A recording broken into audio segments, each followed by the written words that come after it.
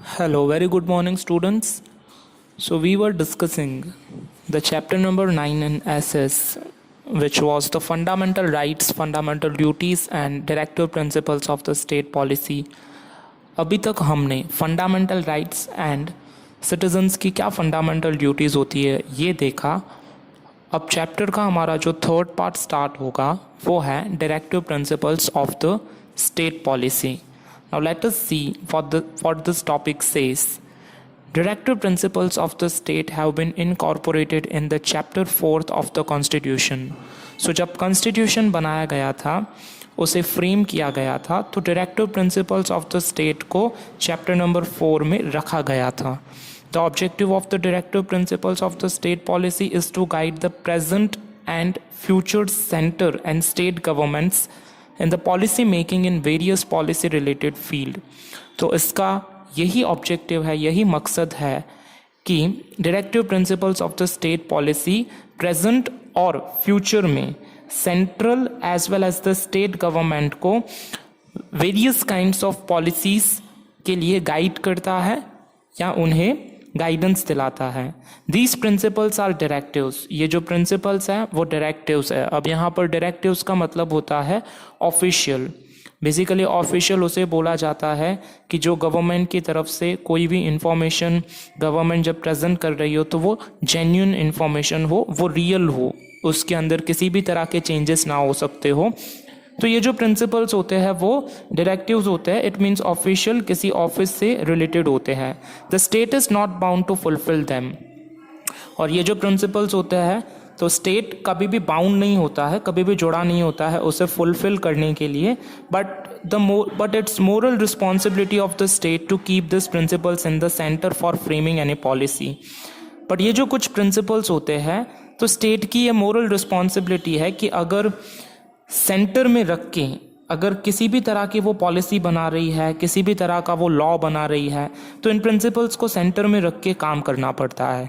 The main objective of this principle is to see that any political, social and economic justice should be available to all.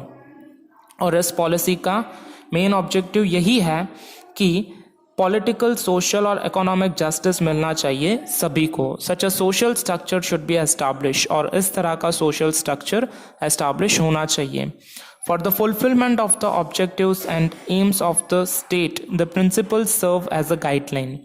और economic, social and सभी को justice मिल सके और इस तरह का structure design किया जाए कि जो ऑब्जेक्टिव्स हमें अचीव करने हैं तो it should aim of the state the principle serve as the guideline. और स्टेट को अगर किसी भी तरह की पॉलिसी बनानी है तो ये कुछ प्रिंसिपल्स हैं जो कि गाइड करते हैं स्टेट को. There is no provision in the constitution to implement these principles. और ऐसा कोई भी प्रोविज़न नहीं है कॉन्स्टिट्यूशन के अंदर कि ये प्रिंसिपल्स ही हमें फॉलो करने हैं as a law. These fundamental principles do not provide any legal support और legal right.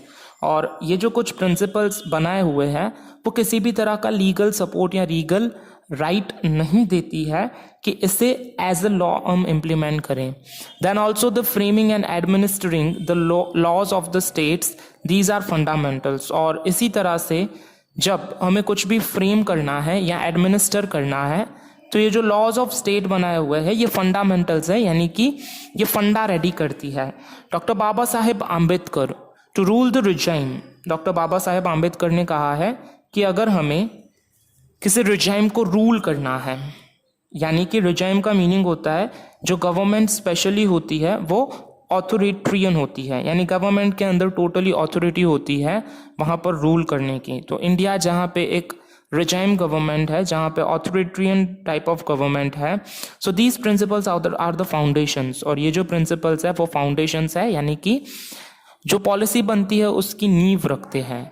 It means an attempt to establish political democracy in our constitution. और इसका यही मतलब हुआ कि ये एक मीन्स एस्टैब्लिश करता है, ये एक अटेम्प्ट करता है, प्रैक्टिस करता है पॉलिटिकल डेमोक्रेसी के अंदर बिल्कुल अच्छी तरह से सिंपली चल सकें. सो political democracy is incomplete without social and economical democracy. So political democracy incomplete है विदाउट सोशल यानी कि सामाजिक और इकोनॉमिकल डेमोक्रेसी के बिना. The Indian Constitution has included directive principles of state policy in the fourth section of the amendment. और Indian Constitution ने ये directive principles of the state policy को फोर्थ सेक्शन में अमेंड किया हुआ है. The kind of country that we want to create, the kind of society we want to construct, that vision is reflected in these directive policies. और जिस तरह की हमें कंट्री बनानी है, डिज़ाइन करनी है, जैसी सोसाइटी हम बनाना चाहते हैं, जैसा विजन हमने देखा हुआ है कंट्री को चलाने के लिए, तो ये डायरेक्टिव प्रिंसिपल्स हमें गाइड करते हैं. So the directive principles are actually directions given by the Constitution to the union and the state governments to adopt such policies that would help to establish an unbiased society in our country. So ये directive principles actually वो directions है जो कि Constitution देता है union and state government को ऐसी policy अपनाने के लिए कि हम जो सोसाइटी बना रहे हैं वो अनबायस्ड होनी चाहिए, यहाँ सोसाइटी के अंदर किसी भी तरह का भेदभाव नहीं होना चाहिए. So the primary aim of these principles is to establish a social system based on social, economic and political justice. तो जो प्राइमरी एम होना चाहिए इन प्रिंसिपल्स का, तो उसके अकॉर्डिंगली जो सोशल सिस्टम बना हुआ चाहिए वो सोशल, इकोनॉमिक और पॉलिटिकल जस्टिस जिसके अंदर होना चाहिए, यानी कि सबके साथ में इक्वल न्याय होना चाहिए. So these principles are about the implementation of the objectives and ideals presented in the preamble. So ये जो प्रिंसिपल्स है वो इम्प्लीमेंटेशन करते हैं ऑब्जेक्टिव्स को, और कुछ आइडियल्स जो प्रीएम्बल में प्रेजेंट है जो कि हम लेटर ऑन डिस्कस करेंगे कि प्रीएम्बल, व्हाट इज प्रीएम्बल, और हमने प्रीवियस टाइम भी डिस्कस किया हुआ था, तो उसके अंदर ये कुछ आइडियल्स बताए हुए हैं. So these principles are not included in the constitution of India. और इसी तरह के जो प्रिंसिपल्स है वो इंक्लूड नहीं होते हैं कॉन्स्टिट्यूशन ऑफ इंडिया के अंदर. These principles do not serve legal rights और लीगल बैकिंग और लीगल यूटिलाइजेशन. और इस तरह के जो कुछ प्रिंसिपल्स हैं वो किसी भी तरह के लीगल राइट्स या लीगल बैकिंग या यूटिलाइजेशन को सर्व नहीं करते हैं. So for proper administration of the state का प्रॉपर एडमिनिस्ट्रेशन होना चाहिए. These principles are channelised. इन प्रिंसिपल्स को चैनलाइज करना पड़ता है. एंड चैनलाइज्ड का मतलब होता है कि इसे डिवाइड करना पड़ता है. And these principles incorporate such rights as are required for the overall development of the mankind. और ये प्रिंसिपल्स ऐसे हैं कि जो इनकॉर्पोरेट करते हैं कुछ ऐसे राइट्स जो होते हैं जो रिक्वायर्ड होते हैं overall development of the mankind के लिए.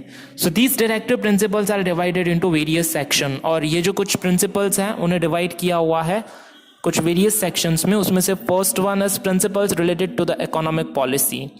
So for the modification of economic policy, these are certain principles which are given below.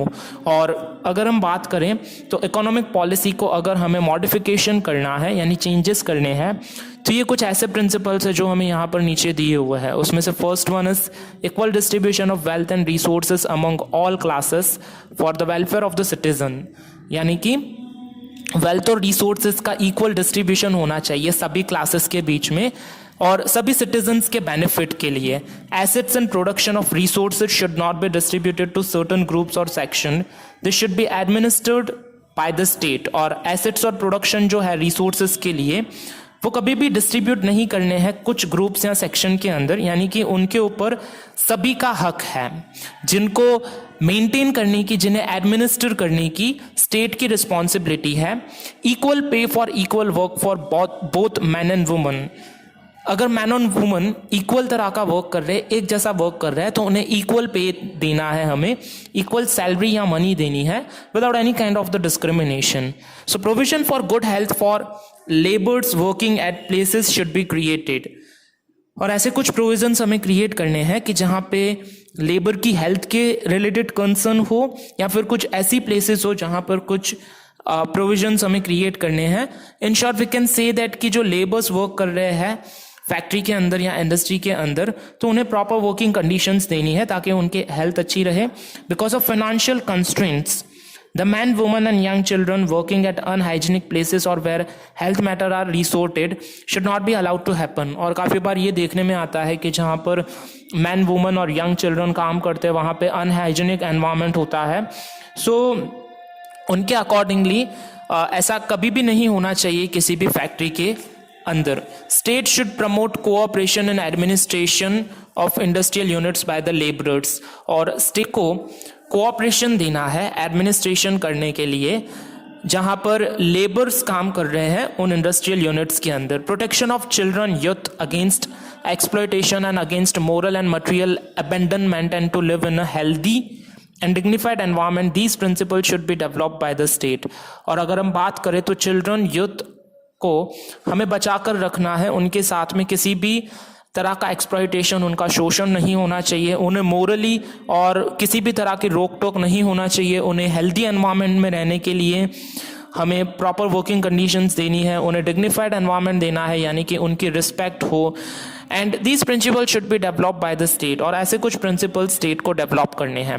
Relief and leave at the time of delivery should be provided to the woman. और अगर woman की delivery का case है तो उन्हें relief भी देनी है और साथ साथ में लीव भी देनी है.